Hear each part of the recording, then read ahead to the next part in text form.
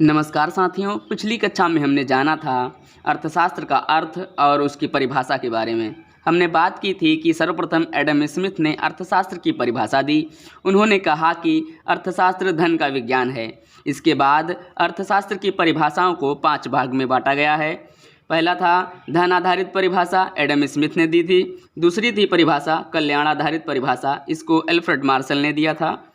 फिर तीसरी परिभाषा थी दुर्लभता पर आधारित परिभाषा, इसको लॉर्ड रॉबिन्सन ने दिया था। फिर चौथी थी विकास आधारित परिभाषा, इसको पॉल ए सैमुअल्सन ने दिया था। फिर पांचवी थी आवश्यकता विहीन परिभाषा, जिसको जे के मेहता ने दिया था। ठीक है, आशा है कि आपको वो समझ में आ गया होगा। अब हम बात करेंगे अर्थशास्त्र की प्रकृति व क्षेत्र का। तो आइए देखते हैं अर्थशास्त्र की प्रकृति व क्षेत्र को। साथियों, अर्थशास्त्र की प्रकृति और क्षेत्र का संपूर्ण अध्ययन सर्वप्रथम जे.एन. कीन्स यानी जॉन नेविल कीन्स ने किया था। साथियों, अर्थशास्त्र की प्रकृति क्या होती है, अर्थात अर्थशास्त्र का स्वभाव क्या होता है, अर्थशास्त्र किस प्रकार का अध्ययन है। तो अर्थशास्त्र की प्रकृति का 2 रूपों में अध्ययन किया जाता है। पहला है अर्थशास्त्र विज्ञान के रूप में, दूसरा है अर्थशास्त्र कला के रूप में। ठीक है, क्या अर्थशास्त्र विज्ञान है? साथियों, इसको जानने से पहले हमें यह जानना जरूरी है कि विज्ञान होता क्या है। तो विज्ञान क्या होता है? विज्ञान अर्जित ज्ञान का कुशलतम एवं तकनीकी तथा तार्किक प्रयोग विज्ञान है। इसमें क्रमबद्ध सुव्यवस्थित ज्ञान का निकाय शामिल होता है। ठीक, अगर हम एक उदाहरण केमिस्ट्री का लें कि हाइड्रोजन के 2 अणु और ऑक्सीजन का 1 अणु मिलकर वाटर बनता है, यानी H2+O = H2O, यानी इसमें जो है एक मैथमेटिकल कंडीशन की तरीके से काम हो रहा है कि जब इसका 2 अणु होगा और इसका 1 तभी वाटर बनेगा, यानी जल बनेगा। ठीक है, क्योंकि इसके पीछे तर्क है, लॉजिक है ना। तो क्या अर्थशास्त्र के नियम भी तार्किक होते हैं? अर्थशास्त्र के नियम भी वैज्ञानिक होते हैं, है ना। ये प्रश्न चिन्ह खड़ा होता है, तो इसका उत्तर होगा हाँ, अर्थशास्त्र के नियम तार्किक भी होते हैं और वैज्ञानिक भी होते हैं। अर्थशास्त्र के नियम इस तरीके से तार्किक हो सकते हैं कि हम उनको मनुष्यों के व्यवहार में देख सकते हैं। उनकी कोई प्रयोगशाला नहीं होती, समाज ही उनकी प्रयोगशाला होती है।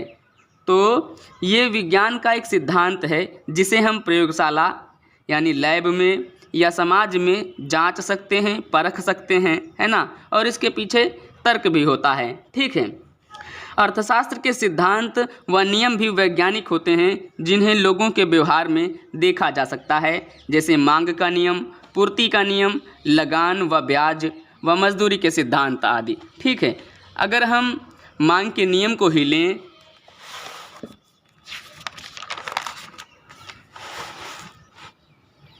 मांग के नियम के अनुसार अगर हम कीमत को लें, जब कीमत बढ़ती है तो मांग क्या होती है? घट जाती है। जब किसी वस्तु या उत्पाद की जो कीमत होती है जब ज़्यादा होती है तो लोग उसको कम खरीदते हैं, उसकी मांग कम करते हैं। और जब किसी वस्तु या उत्पाद की कीमत कम होती है तो लोग उसकी मांग ज़्यादा करते हैं। ठीक है, तो हम इन नियमों को प्रयोगशाला में जांच नहीं सकते, लेकिन लोगों के व्यवहार में इसको हम देख सकते हैं।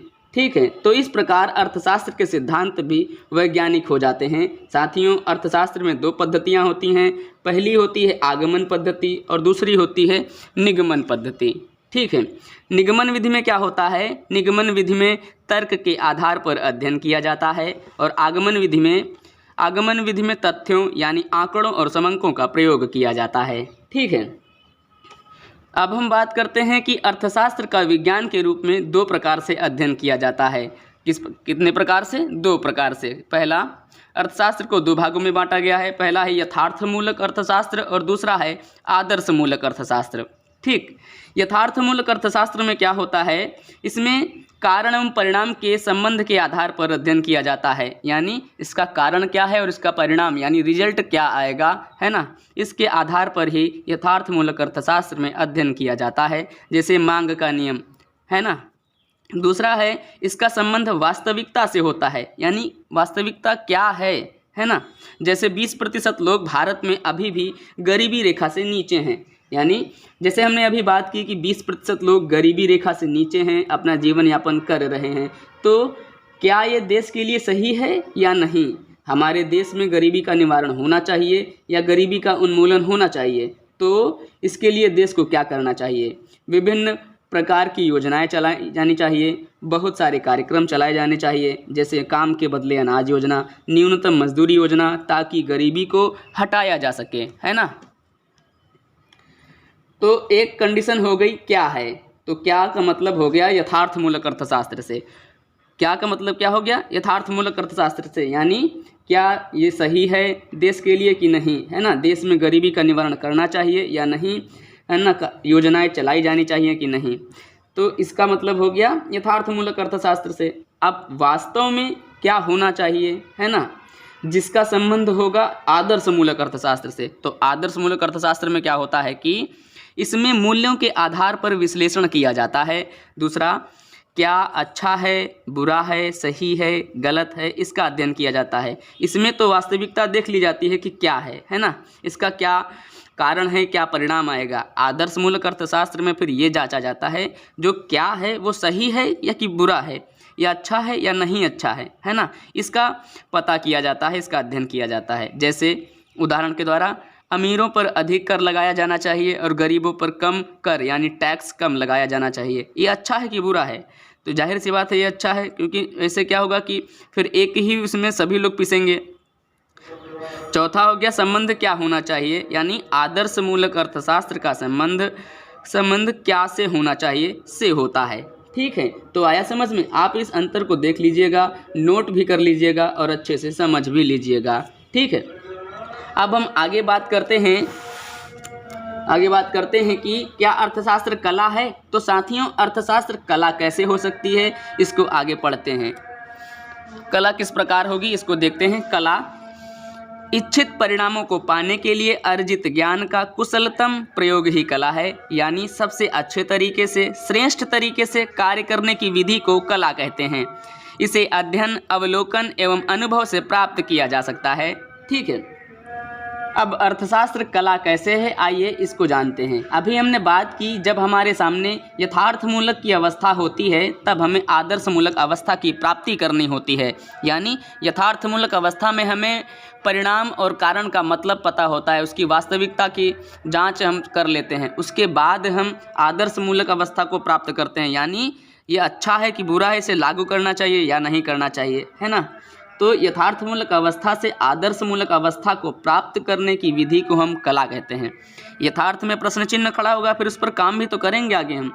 तो आया समझ में। जैसे कि वर्तमान में हमारे देश में क्या है, क्या होना चाहिए, वहाँ पर जो पहुँचना है यानी उस परिणाम को प्राप्त करना है, उसी को हम कला कहते हैं। ठीक है, आदर्शमूलक अर्थशास्त्र की प्राप्ति यथार्थमूलक अर्थशास्त्र के आधार पर की जाती है। हमें क्या होना चाहिए कि प्राप्ति क्या है, मतलब हमें क्या होना चाहिए, इसकी प्राप्ति ही क्या है के आधार पर करनी चाहिए। इसके लिए हम अर्थशास्त्र के जो नियम हैं, सिद्धांत हैं, उनका प्रयोग करते हैं, ताकि हमारे सामने जो भी आर्थिक समस्याएं हैं उनका हम अच्छे से उसका समाधान कर सकें। ठीक है, इसको हम और सरल शब्दों में इस प्रकार कह सकते हैं कि आर्थिक नियमों व सिद्धांतों का प्रयोग कर आर्थिक समस्याओं को दूर करना कला कहलाता है। जैसे गरीबी दूर करना, अधिकतम उत्पादन प्राप्त करना, बेरोजगारी दूर करना, अधिकतम संतुष्टि प्राप्त करना आदि। ठीक है साथियों, आर्थिक नियमों में कुछ कमियां पाई जाती हैं और इन्हीं कमियों के कारण हम अर्थशास्त्र को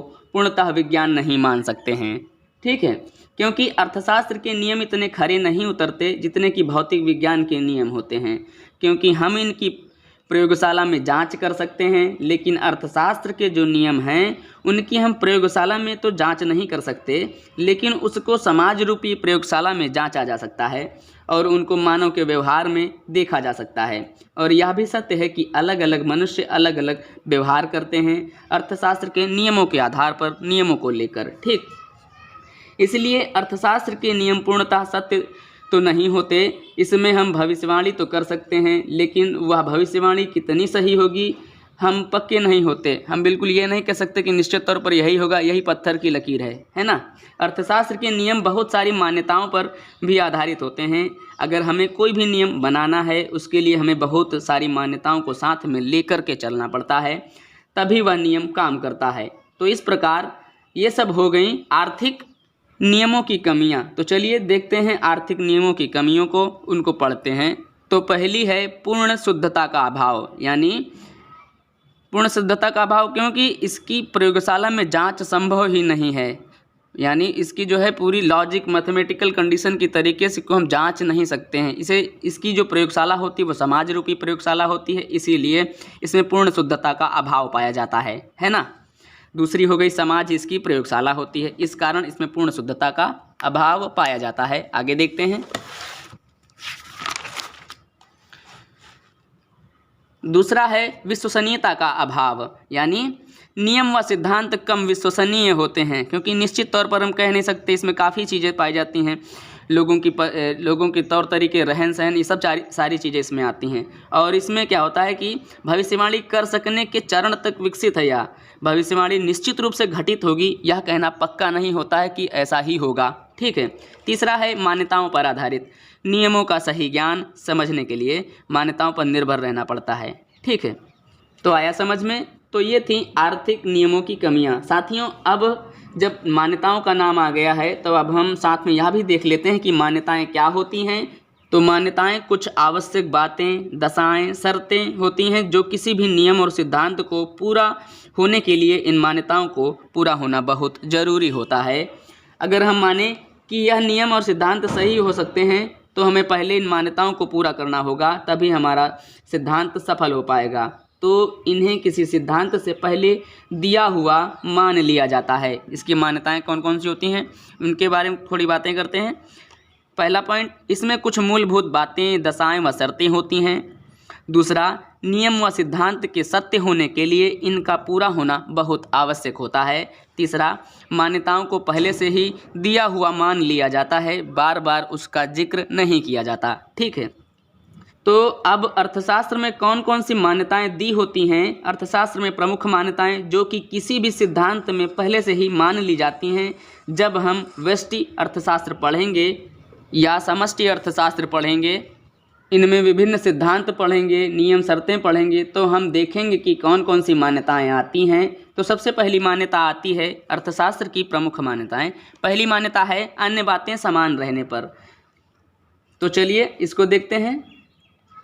अन्य बातें क्या होती हैं। अन्य बातें समान रहने पर, मान लो अगर हम मांग का नियम प्रतिपादित करते हैं, है ना, रचते हैं, तो ये माना जाता है कि अन्य बातें समान रहने पर यदि कीमत में कमी होती है तो मांग मात्रा में भी वृद्धि होती है। ठीक, तो यहाँ अन्य बातें क्या हैं, हम ये जानते हैं कि मांग मात्रा को और भी बहुत सारे तत्व प्रभावित करते हैं, लेकिन हमें यहाँ संबंध किस किस का देखना है, कीमत का और मांग मात्रा का। तो इसलिए हम अन्य बातों को बराबर रख देते हैं। ठीक है, तो अन्य बातों में आता है उपभोक्ता की रुचि, फैशन, रीति रिवाज, आय, व्यक्ति की आर्थिक कंडीशन कैसी है, उसकी आय कितनी है, और अन्य वस्तुओं की कीमत। जब इनको स्थिर रखेंगे तभी मांग का नियम लागू होगा। तो पहली हो गई अन्य बातें समान रहने पर। ठीक है,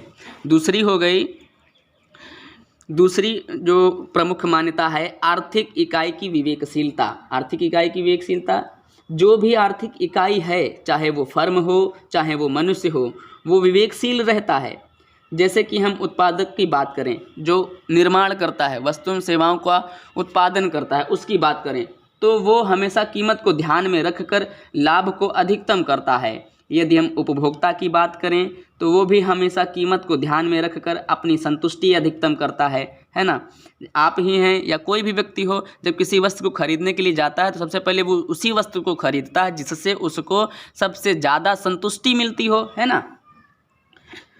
तो वो कभी ये नहीं सोचेगा कि चलो कोई बात नहीं, हमें कम संतुष्टि मिल रही है, मिलने दो, है ना।